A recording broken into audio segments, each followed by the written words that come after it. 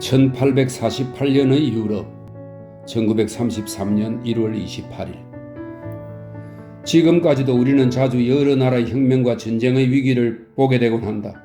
지난날의 전쟁을 보면 어떤 때는 종교전쟁이고 어떤 때는 왕위 쟁탈전이며 때로는 다른 민족을 침략하는 경우도 있다.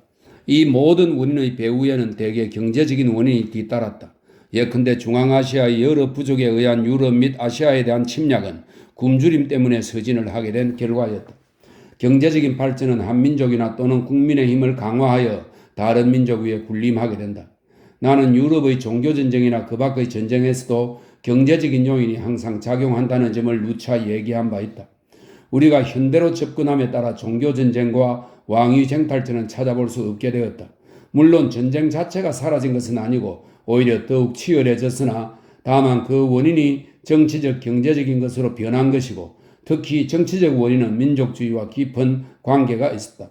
대개 호전적인 두 민족 사이의 싸움이지만 싸움의 발생 원인은 항상 근대적인 공업국가가 원료와 소비시장을 개척하려는 경제적인 문제 때문이다. 갈수록 경제적인 원인이 전쟁의 모든 조건을 좌우하고 있다.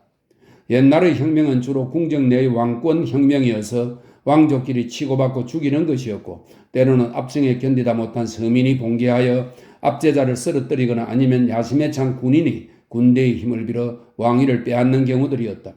이러한 형태이기 때문에 서민 대중은 혁명의 영향을 직접 피부에 느끼지도 못했고 또 관심도 없었다.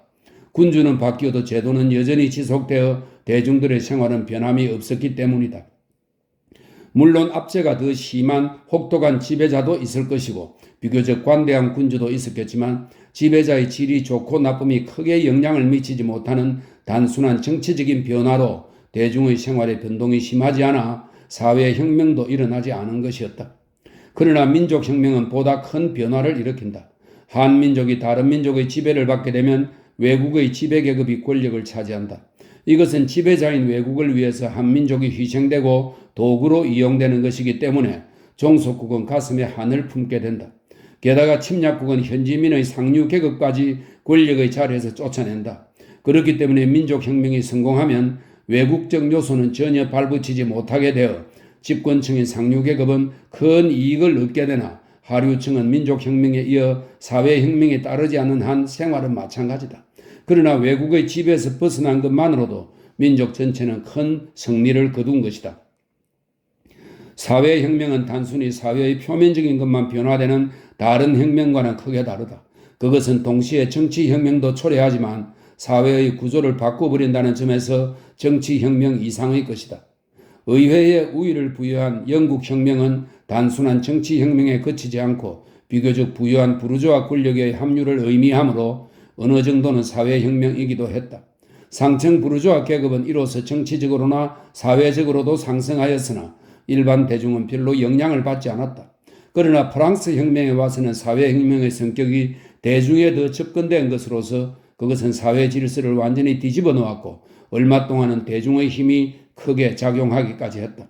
결국 여기에서도 부르주아는 승리했고 혁명에서 역할을 다한 대중은 다시 제자리로 돌아올 수밖에 없었다. 그러나 특권 귀족 계급은 타도되었다. 단순한 정치혁명에 비해 이런 종류의 사회혁명은 사회의 여러 조건과 긴밀하게 연관된 것으로 훨씬 광범위한 것이다. 대중에게 혁명적 조건이 갖춰 있지 않으면 아무리 야심이 큰 개인이나 단체라도 의도적으로 사회혁명을 일으킬 수는 없다. 또한 대중은 그들의 가르침을 받아 의식적으로 행동을 하는 것이 아니고 그들의 사회적 경제적 생활 환경이 견딜 수 없이 고통스러워 폭발하는 길밖에 없다고 느낄 때에만 혁명의 참여가 가능한 것이다. 사실 과거 몇 세기를 돌아보면 그 참혹한 생활을 어떻게 대중들이 이겨냈는지 신기할 정도다. 그러니 때때로 압력에 견디다 못한 농민들이 반란을 일으키곤 했던 것이다. 그들은 맹목적인 분노에 불타 닥치는 대로 파괴하고 압제자에 대해 무서운 반격을 가했지만 사회 질서를 변혁해야겠다는 의욕은 전혀 자각하지 못했다. 이처럼 자각하지 못하는 대중들의 잇따른 반란이 고대 로마나 중세 유럽 또는 인도나 중국에서도 기존 질서의 파괴를 가져와 제국이 몰락하게 되었다. 옛날에는 사회적 경제적 변화의 속도가 완만하여 생산, 분배, 수송 방법이 오랫동안 변하지 않았다. 그래서 사람들은 이러한 사회 질서가 영원하다고 생각하였고 변화 과정도 미처 깨닫지 못했다. 이런 고정된 관념은 종교가 신성한 신앙의 이름으로 더 눈을 가려주었다. 사람들의 이러한 깊은 믿음이 사태의 변화와 심각성에도 불구하고 질서의 변화라는 것을 감히 생각지 못하게 만든다. 그러나 산업혁명과 교통수단의 급격한 변화로 인해 사회적 변화의 속도는 갑자기 빨라졌다. 지금까지의 수공업자나 농민과는 전혀 딴판인 새로운 공업 생산 계급이 출현하여 유복한 생활을 누렸다. 이러한 사정이 얽혀서 새로운 경제적 전환과 정치적 변화를 일으키게 되었다. 현명한 사회라면 필요에 의해 변화되고 또 변화된 만큼 이익을 얻게 된다. 그러나 사회는 대체로 현명치 못해 합리적인 이해관계를 예측하지 못하고 무조건 자기 밑에 있는 사람들을 구속하고 착취함으로써 이익을 얻으려고 한다. 장기적인 안목에 있다면 자기가 사회 전체에 이익을 가져다 주면 곧 자기 이익이 된다는 것을 쉽게 알 수 있을 텐데 말이다. 그런데 권력을 잡은 인간이나 계급은 언제까지나 그 권력을 계속해서 확보하기 위해 대중들에게 현존 질서의 우월성과 정당성을 쇠뇌시키려고 노력한다. 또한 쇠뇌를 시키는 가장 좋은 도구로는 종교가 이용되고 교육도 역시 그런 내용을 가르치도록 꾸며진다. 결과적으로 거의 모든 사람들이 절대적으로 그것을 믿게 되고 그 질서를 바꾸려 생각지도 않게 된다. 그 제도로 인해 실제로 고통받는 사람들까지도 자신들이 발길에 차이고 매를 맞고 굶주림에 허덕이면서도 한쪽에서는 호합한 생활로 돈을 물쓰듯 하는 사람들이 있다는 것을 당연하게 생각한다. 또 세상에는 영구불변의 유일한 사회제도가 존재할 수 있을 뿐 아니라 대다수의 사람들이 그 때문에 고통을 당한다 하더라도 그것은 누구의 죄도 아니라 생각한다. 사람들은 이 모든 것을 자신의 능력 부족이거나 팔자 소관으로 돌리고 전생의 업보에 의한 징벌로 생각하는 것이다. 어떤 시대에서나 사회는 보수적이므로 변화를 좋아하지 않는다. 이러한 사회는 과거의 관습을 굳게 지키고 일단 정착된 제도는 끝까지 유지시키려 하므로 이러한 제도를 개혁하려는 사람이 있으면 가차없이 탄압하고 매장시켜버린다. 그러나 사회적 경제적 여러 조건은 사회의 만족과 구성원의 무지에서 보는 안위를 용납하지 않는다. 그런 것들은 사람들의 사고가 한 곳에 머물러 있는 동안에도 끊임없이 전진한다. 따라서 이러한 시대에 뒤떨어진 통념과 현실과의 차이는 더욱 커지며 이 차이를 줄이고 두 개를 하나로 만드는 어떤 조치가 취해지지 않는 한 체제는 와해되고 파국이 온다. 이것이 곧 사회혁명의 원인이 되는 것이다. 일단 혁명이 폭발하면 그동안 사람들의 눈을 가리고 있던 장막이 거두어져 적나라한 현실이 눈에 비친다. 틀에 박힌 제도 밖으로 한 걸음 나선 그들은 이제는 전 속력으로 돌진하기 시작한다. 이것이 혁명의 시기에는 사람들이 놀라운 에너지를 발휘하여 전진하는 이유인 것이다. 너무 장황하게 혁명에 대해 얘기한 감이 없진 않지만 어쨌든 이 주제는 온 세계가 치수에 맞지 않는 옷을 입은 꼴 같은 오늘날에 있어서 특히 각 나라마다 사회체제가 금세 파탄에 빠질 것 같은 현 상황에서는 내 관심을 집중시키게 된다. 과거에 있어서는 이와 같은 상태는 항상 혁명의 전조가 되었으므로 당연히 우리는 세계적인 대혁명의 전야에 있다는 생각이 들게 되는 것이다. 외국의 지배하에 있는 모든 나라가 그렇듯이 우리나라도 침략자를 몰아내리는 민족주의적 요구가 강하다. 그러나 이 민족주의적인 충동은 대체로 부유층에 한정된 것으로 너무나 궁핍한 생활을 하는 노동자와 농민은 막연한 민족주의적인 몽상보다는 오히려 빈 뱃속을 채우는 데에 더 관심이 있다. 민족주의 내지 독립이 더 많은 식량과 보다 나은 생활 여건을 가져다 주지 않는 한 그들에게는 무의미하기 때문이다. 그러므로 지금의 우리나라 문제는 단순히 정치적인 것이라기보다는 사회적인 문제이다. 내가 혁명에 관해 이렇게 긴 얘기를 하는 것은 19세기 유럽에서 많은 반란과 소요가 일어났기 때문이다. 특히 19세기 전반에 일어난 반란은 대개 외국 지배에 대한 민족주의적 봉기였다. 이런 것들과 병행하여 공업화된 여러 나라에서는 사회 반란의 관념이 새로운 노동계급과 자본주의적인 고용주의와의 투쟁을 보편화시켰다. 사람들은 의식적으로 사회혁명을 생각하고 거기에 몸을 던지게 되었다. 유럽에 있어서 1848년은 혁명의 해라고 불린다. 많은 나라에서 반란이 일어나 어떤 것은 일부가 성공했으나 대개는 실패로 돌아갔다. 폴란드, 이탈리아, 보헤미아, 헝가리의 반란에는 억압된 민족의식이 뒷받침되어 있었다. 폴란드의 반란은 프로이센에 대한 것이었고 보헤미아와 이탈리아는 오스트리아에 대한 것이었다. 그것들은 모두 진압되었지만 그 중에서 헝가리의 반란은 가장 격렬했다.